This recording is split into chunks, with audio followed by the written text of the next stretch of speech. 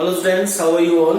In previous video, I was telling you about different types of restriction endonuclease enzymes. Okay, type first, type second, type third and type fourth. Okay, और mainly मैंने बताया था आपको कि biotech के अंदर restriction endonuclease type second को use करते हैं genetic engineers for the formation of recombinant DNA. Okay, फिर मेन बात यह है कि जो रेस्ट्रिक्शन एंडोन्यूक्लियस एंजाइम्स होते हैं बेटा वो भी दो तरह के बताया था आपको मैंने, स्पेसिफिक और नॉन स्पेसिफिक. ठीक है, जो स्पेसिफिक एंडोन्यूक्लियस एंजाइम होता है आज हमें उसी की स्टडी करनी. ठीक है, बस इतना आप ध्यान रखें. जो स्पेसिफिक रेस्ट्रिक्शन एंडोन्यूक्लियस एंजाइम्स होता है बेटा, it has specific palindromic nitrogen base sequence in DNA for cutting. ठीक है, कि हर एक रेस्ट्रिक्शन एंजाइम के पास, ठीक है, उसको उसके लिए स्पेसिफिक नाइट्रोजन बेस सीक्वेंस होता है. ठीक है, अगर वो ही नाइट्रोजन बेस सीक्वेंस होगा तो ही वो कट कर पाएगा डीएनए को. ठीक है, और तभी एंड्स बनेंगे for ligation with vector DNA. ठीक है, बताते हैं अभी कैसे, लेकिन अभी आप इतना जान लीजिए कि कौन कौन से रेस्ट्रिक्शन एंजाइम्स हैं. ठीक है, और उनके लिए स्पेसिफिक नाइट्रोजन बेस सीक्वेंस कौन कौन सा होता है. ठीक है, और ये है एक, इसको ध्यान रखना कि जितने भी रेस्ट्रिक्शन एंजाइम्स हैं दे वर आइसोलेटेड फ्रॉम प्रोकैरियोटिक सेल्स. ठीक है, समझ रहे हैं आप इस चीज को. कुछ एग्जांपल्स देखते हैं अपन. जैसे माइक्रोब्स नेम है बेटा यहाँ पर प्रोविडेंसिया स्टुअर्टी. ठीक है, इस माइक्रोब से बाहर निकाला है restriction enzymes and the name of this restriction enzyme is PST first. ठीक है, मैंने आपको पहले ही बताया था. ठीक है, कि जो रेस्ट्रिक्शन एंजाइम्स का नेम है it is depend on genus and species name. ठीक है, कि अब इस माइक्रोब्स में जीनस का नेम क्या है बेटा, प्रोविडेंसिया. ठीक है, और स्पीसीज का नेम क्या है, स्टुअर्टी. ठीक है, तो जो पहला वर्ड है वो किससे लिया जाता है, जीनस से, पी ले लिया अपन ने. ठीक है, और जो स्पीसीज है स्टुअर्टी, इससे एसटी, यहाँ से एसटी ले लिया. ठीक है, और जो फर्स्ट है it indicates order of strain by which this restriction enzyme was isolated. Okay, ये इसका नोमेनक्लेचर है. ठीक है, आज टॉपिक है अपना नोमेनक्लेचर और पैलिंड्रोमिक नाइट्रोजन बेस सीक्वेंस, लेकिन उसके बारे में बता चुका हूं आपको, मैं थोड़ा बहुत ही बताऊंगा उसके बारे में. ठीक है, तो आप जान लें कि रेस्ट्रिक्शन एंजाइम्स बाहर निकाला इस माइक्रोब से. ठीक है, अब इस रेस्ट्रिक्शन एंजाइम के लिए जो specific palindromic nitrogen base sequence होता है. ठीक है, थोड़ा दोबारा रिवाइज कर रहा हूं पैलिंड्रोमिक नाइट्रोजन बेस सीक्वेंस के बारे में. ठीक है, कि बताया था ना कि नाइट्रोजन बेस सीक्वेंस, ठीक है, इन केस ऑफ पैलिंड्रोम्स, ठीक है, nitrogen base sequence reads same on both strands of DNA, कि वो दोनों स्ट्रैंड्स डीएनए के ऊपर सेम पढ़े जाते हैं. ठीक है, इस डायरेक्शन से भी और इस डायरेक्शन में. जैसे देखें इसको कि ये जैसा पढ़ रहे हैं GACGTC, और यहां से अगर आप पढ़ेंगे तो भी सेम आएगा बेटा GACGTA. देख रहे हैं आप इस चीज को. ठीक है, जैसे बता रहा हूं आपको, एग्जाम्पल देता हूं मोम का MOM, इस तरह लिखेंगे तो भी स्पेलिंग सेम आएगी और यहां से लिखेंगे तो भी सेम आएगी. ठीक है, तो इसको बोलते हैं पैलिंड्रोमिक नाइट्रोजन बेस सीक्वेंस. ठीक है, अब जो पीएसटी फर्स्ट रेस्ट्रिक्शन एंजाइम्स है उसके लिए ये नाइट्रोजन बेस सीक्वेंस होना चाहिए फॉर कटिंग. ठीक है, अब लेकिन ये जानना है कि ये स्पेसिफिक है. ठीक है, ये कट करेगा बिटवीन G एंड A.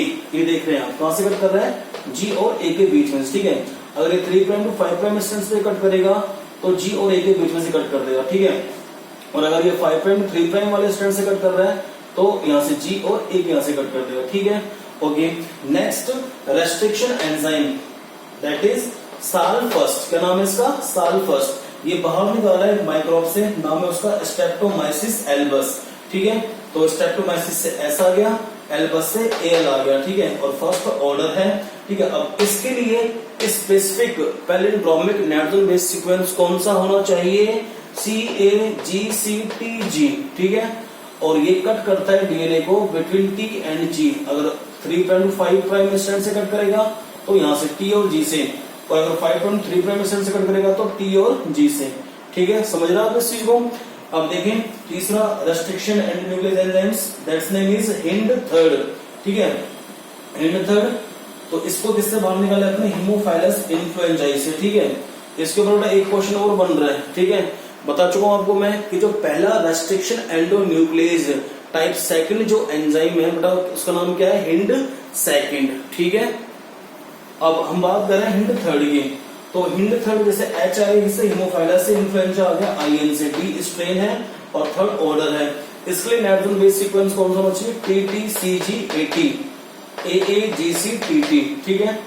अब आप देख रहे हैं कि ये जो कट कर रहा है 3 प्राइम टू 5 प्राइम स्ट्रैंड्स वाले स्ट्रैंड्स को, तो ये कट करेगा A और A के बीच में से, ठीक है। और 5 प्राइम 3 प्राइम वाले स्ट्रैंड्स को कट करना चाह रहा है तो A और A यहां से कट करेगा, ठीक है।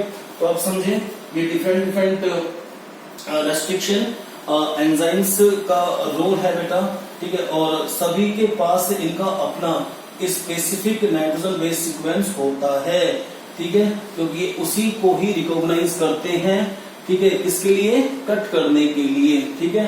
क्योंकि अगर इनके लिए स्पेसिफिक नाइट्रोजन बेस सीक्वेंस नहीं होगा, specific palindromic nitrogen base sequence नहीं होगा, तो ये कट नहीं कर पाएंगे डीएनए को, ठीक है। और जब डीएनए कट नहीं हो पाएगा तो आप कैसे उस डीएनए को साथ जोड़ पाओगे? किसके? वेक्टर डीएनए के, ठीक है, ठीक है। और जो वेक्टर डीएनए के साथ नहीं जोड़ पाओगे तो फिर किस तरह बनेगा? Recombinant DNA. समझ रहे हैं आप इस चीज को? हम देखते हैं अब नेक्स्ट रेस्ट्रिक्शन एंजाइम्स के बारे में, ठीक है। जैसे हम बात कर रहे हैं एक माइक्रोब है बेटा, बैसिलस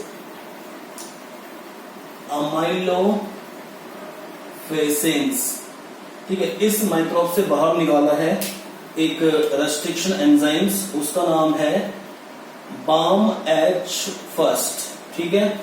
बाम बी ले लिया बैसिलस से, एम ले लिया अमाइलोफेसेंस से, ठीक है। H यहाँ पर स्ट्रेन है और फर्स्ट यहाँ ऑर्डर है, ठीक है। अब BAM-H1 के लिए जो specific nitrogen base sequence site होनी चाहिए वो है बेटा GG80CC 3 प्राइम टू 5 प्राइम और CCTAGG 5 प्राइम टू 3 प्राइम, ठीक है। तो समझे ये जो कट करेगा, ठीक है, ये कट करता है किसके बीच में से? G और G ग्वानिन के बीच में से, ठीक है। अगर ये 3 प्राइम टू 5 प्राइम से कट करेगा तो यहां से G और G के बीच में से, अगर 5 प्राइम 3 प्राइम से कट करना है तो यहां से G और G के बीच में से, ठीक है। समझ रहे हैं? फिर एक एग्जांपल है प्रोटियस वल्गैरिस, ये नाम है माइक्रोब्स का, प्रोटियस वल्गैरिस, ठीक है। इस प्रोटियस वल्गैरिस से आपने बाहर निकाला है एक रेस्ट्रिक्शन एंजाइम, नाम है उसका PVU-1, ठीक है। प्रोटियस से P और VU से VU वल्गैरिस को इंडिकेट कर रहा है, ठीक है। अब इसके लिए जो स्पेसिफिक नाइट्रोजन बेस सीक्वेंस होना चाहिए बेटा वो है CG80CG GCTAGC 3 prime to 5 prime and 5 prime to 3 prime, ठीक है। और अब आपको जानना है कि सर ये कट कहां से करेगा, ठीक है। ये जो PVU-1 रेस्ट्रिक्शन एंडोन्यूक्लियस एंजाइम्स है बेटा, ये कट करेगा बिटवीन T और C और यहां से ये कट करेगा, ठीक है। अगर 3 प्राइम 5 प्राइम से कट कर रहा है तो T और C के बीच में से, और 5 प्राइम 3 प्राइम को पहचान रहा है, ठीक है, कट करने के लिए तो यहां से T और C के बीच में से, ठीक है। समझे आप इस चीज को? और ये कॉमन एग्जांपल है, बताया था अभी आपको मैंने, तो मैं तो पहले बता चुका था शायद आपको मैं ना प्रीवियस वीडियो के अंदर, एस्केरिशिया कोलाई, ठीक है। इससे बाहर निकाला है अपन ने एक रेस्ट्रिक्शन एंजाइम, नाम है उसका EcoR1, ठीक है। EcoR1 के लिए स्पेसिफिक नाइट्रोजन बेस सीक्वेंस कौन सा होना चाहिए? GAATTC CTTAAG, और ये कट करता है बिटवीन G और A के बीच में से। समझ रहे हैं आप इस चीज को? ठीक है। और तभी बनते हैं स्टिकी एंड्स। बताएंगे अभी कि कौन कौन से स्टिकी एंड्स है। ये पैटर्न ऑफ रेस्ट्रिक्शन एंजाइम्स होता है बेटा। जब रेस्ट्रिक्शन एंजाइम्स डीएनए को कट करता है ना, एक स्पेसिफिक नाइट्रोजन बेस सीक्वेंस को पहचानेगा, ठीक है, तब दो तरह के एंड्स बनते हैं। तो स्टिकी एंड्स बनेगा, ठीक है, जिसके पास आकर वेक्टर डीएनए जुड़ जाएगा, ठीक है, या फिर ब्लंट एंड बनता है, ठीक है। ये पैटर्न ऑफ रेस्ट्रिक्शन एंजाइम्स है, डिस्कस करेंगे अब इसके बारे में। ओके, तो समझे आप, ये डिफरेंट रेस्ट्रिक्शन एंजाइम्स है, इनके लिए डिफरेंट नाइट्रोजन बेस सीक्वेंस होते हैं, ठीक है। अब हमारा टॉपिक है, सिंपल टॉपिक है, जिसके बारे में आप जान गए हैं और हल्का फुल्का बता चुका हूं आपको मैं प्रीवियस वीडियो के अंदर, ठीक है। नोमेनक्लेचर के बारे में, ठीक है, नोमेनक्लेचर ऑफ एंजाइम्स। जो रेस्ट्रिक्शन एंजाइम्स होता है उनका नोमेनक्लेचर कैसे होता है। अपने जो बुक में एग्जांपल है बेटा, वो एग्जांपल है EcoR1 का। रिवाइज कर रहा हूं मैं, ठीक है, ये आप जान चुके हैं इसके बारे में कि नेम किस तरह आएगा, नो में है ना, कि रेस्ट्रिक्शन एंजाइम्स को नाम किस तरह दिया जाता है, ठीक है। उसमें ये है कि बताएं मुझे, जैसे ई है तो ये इंडिकेट कर रहा है किसको बेटा, जीनस को, और इसका नाम है अस्केरेशिया, ठीक है। यहाँ पर रिविजन चल रहा है एक तरह से, है ये जीनस किस टॉपिक को लेकर, ठीक है, जीनस है, ई आ गया। जो सीओ है वो स्पीसीज को इंडिकेट कर रहा है, स्पीसीज क्या है यहाँ पर, कोलाई है, ठीक है, अस्केरेशिया कोलाई होगा ना माइक्रोब्स का नेम। फिर बात है मेन आर की, जो आर है वो इंडिकेट क्या कर रहा है, स्ट्रेन कर रहा है, ठीक है। स्ट्रेन मीन्स होता है एक कल्चर है ना, जिसमें ग्रो कराता है अपन माइक्रोब्स को for isolation of restriction enzymes, ठीक है, साइंटिस्ट करते हैं अपना एक्सपेरिमेंट, ठीक है, तो ये स्ट्रेन बनाते हैं कॉलोनी ऑफ बैक्टीरियल सेल्स, ठीक है। तो आर स्ट्रेन हो गया, ठीक है। और जो फर्स्ट है वो इंडिकेट कर रहा है बेटा सीक्वेंस और ऑर्डर, ठीक है, order of strain by which this restriction enzyme was isolated, ठीक है, समझ रहे हैं इस चीज को। तो एक बार रिवाइज कर देता हूं मैं आपको कि जितने भी रेस्ट्रिक्शन एंजाइम्स होते हैं, ठीक है, उनका नेम डिपेंड करता है बेटा जीनस और स्पीसीज के नेम पर, ठीक है। अब हम पढ़ेंगे पैलिंड्रोमिक नाइट्रोजन बेस सीक्वेंस के बारे में, ठीक है, ये भी आप जान चुके हैं, इसको भी रिवाइज कर रहा हूं आपके सामने में, ठीक है। कि पैलिंड्रोमिक नाइट्रोजन बेस सीक्वेंस क्या होता है बताया था आपको मैंने पहले प्रीवियस वीडियो के अंदर बता चुका था मैं, कि जैसे पहले ना मोम की MOM फिर MOM, ठीक है, समझ रहे हैं कि आप यहां से लिखेंगे तो भी स्पेलिंग सेम आएगी, जैसे डैड DAD, ठीक है, स्पेलिंग सेम आ रही है ना। पॉप POP, और यहां से लिखेंगे पीछे से तो भी क्या स्पेलिंग आएगी POP, ठीक है। तो ऐसे क्या होता है बेटा कि नाइट्रोजन बेस्ड सीक्वेंस जो होता है ना पैलिंड्रोम्स के अंदर, ठीक है, it reads same on both strands of DNA, तभी रेस्ट्रिक्शन एंजाइम्स उनको पहचान कर कट कर पाते हैं और स्टिकी एंड्स बनता है for ligation with vector DNA, ठीक है। एक इसका भी एग्जांपल देख लीजिए, ठीक है। जैसा हम दूसरा एग्जांपल देख लेते हैं आज,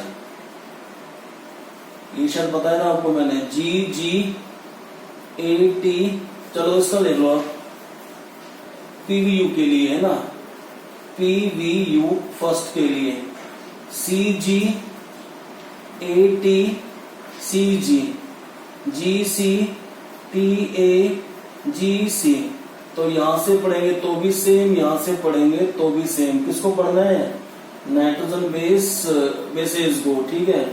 जैसे डबल स्ट्रैंडेड डीएनए केस है 3' to 5' हो गया, 5' to 3', तो ठीक है, देख ले CGATCG, ये हो गया। अब यहां से पढ़ो CGATCG, ठीक है, तो यही कहलाता है पैलिंड्रोमिक नाइट्रोजन बेस सीक्वेंस, ठीक है, माइनर सेट रखना इसको। अब हम बात कर रहे हैं जो अपना मेन जो टॉपिक है, ठीक है, आज के लिए वो मेन टॉपिक है अपना, यही दिया हुआ है आपकी बुक के अंदर, role of EcoR first restriction enzyme.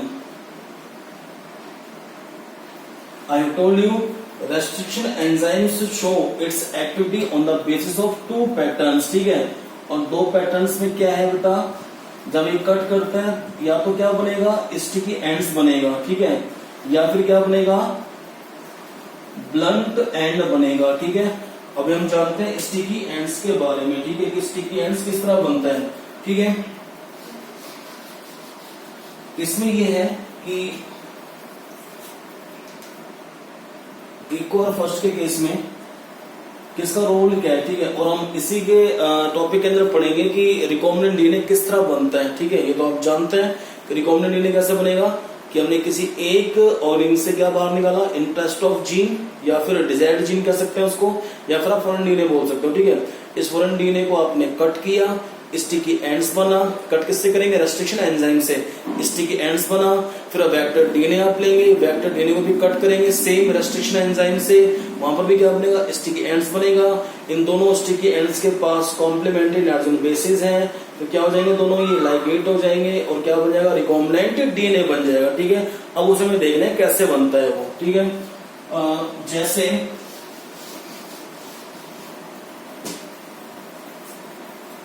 हम बात कर रहे हैं एक किसी फॉरेन डीएनए की, ठीक है, फॉरेन डीएनए, और इस फॉरेन डीएनए डबल स्टैंडर्ड है foreign DNA, GAATTC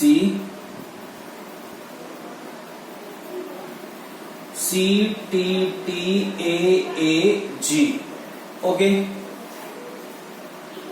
GAATTC CTTAAG।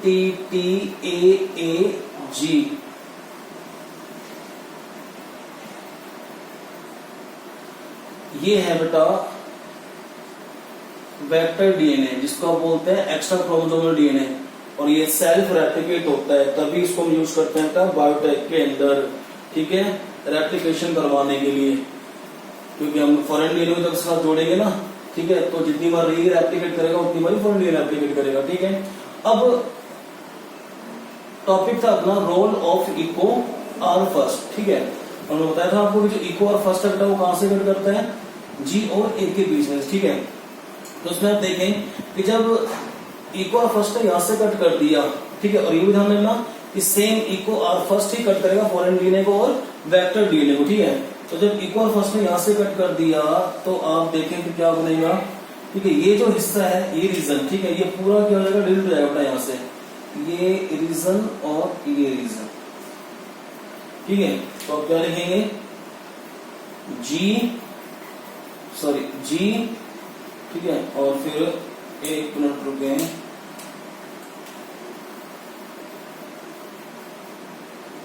CTTAA,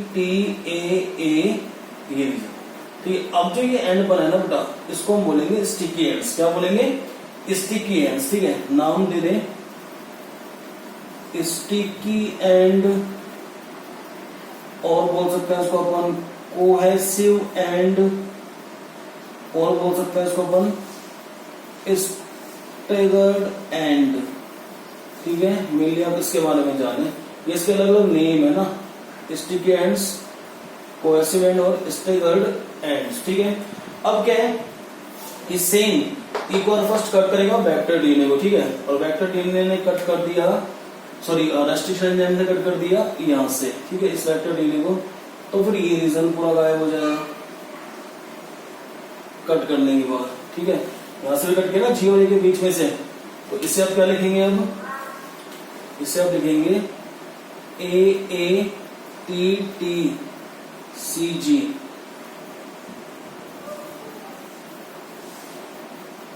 ठीक है।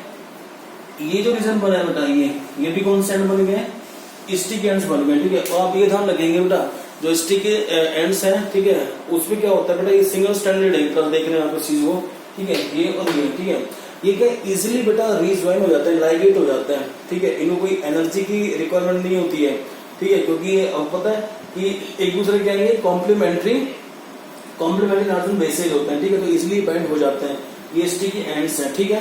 फिर क्या होगा, देखिए इसके अंदर कि ये जो स्टिकी एंड्स हैं, अब देखो जैसे ये टी है तो इसके लिए क्या है, यहां पर ए है, दूसरा टी है तो उसके लिए ए है, ए है तो टी है, ए है तो टी है, ठीक है, और ये लाइगेट हो जाएंगे। लेकिन लाइगेट होने के लिए बताया था आपको मैंने कि इनको लाइगेशन करने के लिए एक स्पेशल एंजाइम होता है, उसका नाम है बेटा डीएनए लाइगेज, जो एक्ट करता है एज ए मॉलिक्यूलर ग्लू, ठीक है। मॉलिक्यूलर बड़ा है किसके लिए, मॉलिक्यूल्स के लिए, और मॉलिक्यूल्स कौन सा यहाँ पे, डीएनए, ठीक है, मॉलिक्यूल्स कौन है यहाँ पे, डीएनए, ठीक है।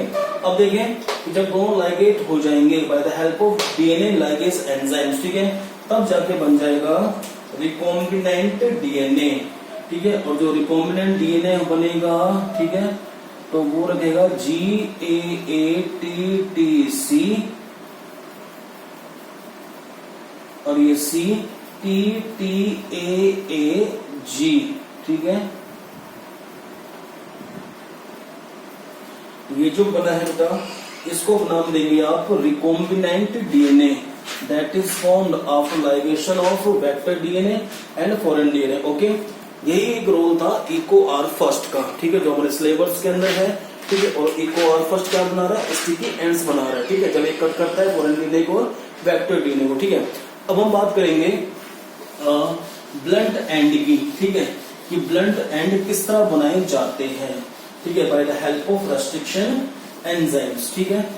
तो ब्लंट एंड के केस में इसमें ये बेटा, ठीक है, एक रेस्ट्रिक्शन एंजाइम है SMA फर्स्ट, ठीक है। SMA फर्स्ट क्या कर रहा है कि CCCGGG 3 प्राइम टू 5 प्राइम और 5 प्राइम 3 प्राइम क्या है, GGGCCC और 3 प्राइम, ठीक है। अब क्या है कि बेटा जो ब्लंट एंड है ना, ब्लंट एंड वो बीच में से कट हो रहा है डीएनए का, ठीक है। जैसे अब ये इसमें फर्स्ट कट कर रहा है इसको डीएनए को, आफ्टर नाइट्रोजन बेस सीक्वेंस वही कट करता है जी और सी के बीच में से। तो आप देखें कि ये कट हो गया, और जब ये कट हो जाएगा, ठीक है, तो ये फ्रेगमेंट्स बनेगा ना, 3 प्राइम CCC और 5 प्राइम पे GGG, एक ये फ्रेगमेंट्स बन गया, ठीक है, और दूसरा CCC, ठीक है, और ये क्या रख रहा है 5 प्राइम टू 3 प्राइम, ये एक फ्रेगमेंट्स ये बन गया, ठीक है। अब क्या बताइए, दोनों जो फ्रेगमेंट्स बने हैं, ठीक है, ये जो है आपस में रिज्वाइन होने के लिए इनको अपना ही कॉम्प्लीमेंट्री जो नाइट्रोजन बेस सीक्वेंस का एक पूरा एक फ्रेगमेंट चाहिए होता है, ठीक है। और इसी ज्वाइनिंग के लिए, इसी लाइगेशन के लिए दे रिक्वायर हायर एनर्जी। समझ रहे आप इस चीज को, जैसे स्टिक एंड्स बने थे ना, तो वो तो क्या था, दोनों स्ट्रैंड्स बस कॉम्प्लीमेंट्री नाइट्रोजन बेसिस थे, ठीक है, जो इजिली क्या हो गया, लाइगेट हो गया, ठीक है। इन ब्लंट एंड के लिए क्या होता है, they require higher energy for ligation, ठीक है, और जल्दी से इनका सेम कॉम्प्लीमेंट्री नाइट्रोजन बेसिस नहीं होता है, ठीक है। समझ रहे आप इस चीज को, तो ये वाली बात थी, ठीक है। एक दूसरा भी एक एंजाइम है इको आर फिफ्थ, कौन सा, इको आर फिफ्थ, ठीक है।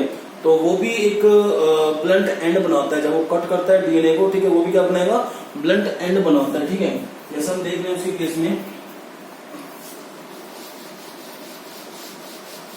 इको आर फर्स्ट, ठीक है, तो इको आर फर्स्ट क्या कर रहा है, GAT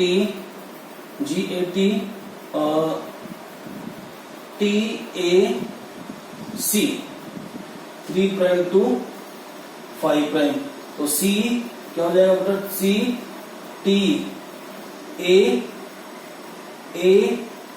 T G, ठीक है। पढ़े इसको आप, पैलेंड्रोम में सीक्वेंस बन रहा है या नहीं बन रहा, GAT TAC, GAT नहीं बन रहा बेटा, AT एक मिनट रुके, AT TA, अब देखिए GAT ATC, ठीक है, हाँ ये बन गया, ठीक है। अब क्या है कि एक जो रेस्ट्रिक्शन एंजाइम्स है इको आर फिफ्थ, कौन सा है, इको आर फिफ्थ, ठीक है, जो इको आर फिफ्थ है वो कट करता है, अब इसको पहचानने के बाद, ठीक है, और बीच में से कट कर देगा, जैसे यहां से कट कर दिया, ठीक है, तो आप देख लीजिए दो फ्रेगमेंट्स नहीं बन जाएंगे क्या, ठीक है, दो ब्लंट एंड्स बन जाएंगे, ठीक है। जैसे ये था रीजन 5 प्राइम टू 3 प्राइम वाला है ना, ये वाला स्ट्रैंड्स, तो देखें GAT 3 प्राइम और 5 प्राइम CTA, एक ये बन गया कट होने के बाद, ठीक है, और एक बनेगा ATC 5 प्राइम और TAG 3 प्राइम, ठीक है, एक फ्रेगमेंट से बन गया, ठीक है। तो ये ब्लंट एंड्स हैं, इनको भी रीज्वाइन होने के लिए, लाइगेट होने के लिए हायर एनर्जी की रिक्वायरमेंट होती है, ठीक है। तो मेनली बेटा स्टिकी एंड्स जो कोहेसिव एंड्स होते हैं, ठीक है, वही बनते हैं वही बनता है जब रेस्ट्रिक्शन एंजाइम्स कट करता है फॉरेन डीएनए और वेक्टर डीएनए को, ठीक है। Genetic engineers mainly sticky ends ही बनाते हैं, ठीक है, for the formation of recombinant DNA. Okay, समझ रहे हैं आप इसी को। In the next video I will tell you about diagrammatically representation of recombinant DNA technology, ठीक है, कि हम डायग्रामेटिकली किस तरह बता सकते हैं रिकॉम्बिनेंट डीएनए टेक्नोलॉजी को, ठीक है। सिंपल है, ये भी वही है, रिकॉम्बिनेंट डीएनए किस तरह बनता है तो पता लग चुका है आपको कि फॉरेन डीएनए जब लाइगेट होगा साथ किसके, वेक्टर डीएनए के, रिकॉम्बिनेंट डीएनए बन गया। अब रिकॉम्बिनेंट डीएनए को हम ट्रांसफर करेंगे किसके अंदर, होस्ट सेल्स के अंदर, ठीक है। फिर होस्ट सेल्स क्या होंगी, डिवाइड होती हैं, और वही होस्ट सेल्स के अंदर क्या चलता है, रेप्लिकेशन चलता है by the help of vector DNA. ठीक है, हमें बस उसी की स्टडी करनी है, डायग्रामेटिकली मैं आपको समझाऊंगा। ठीक है, इन नेक्स्ट वीडियो। ओके बेटा, थैंक यू।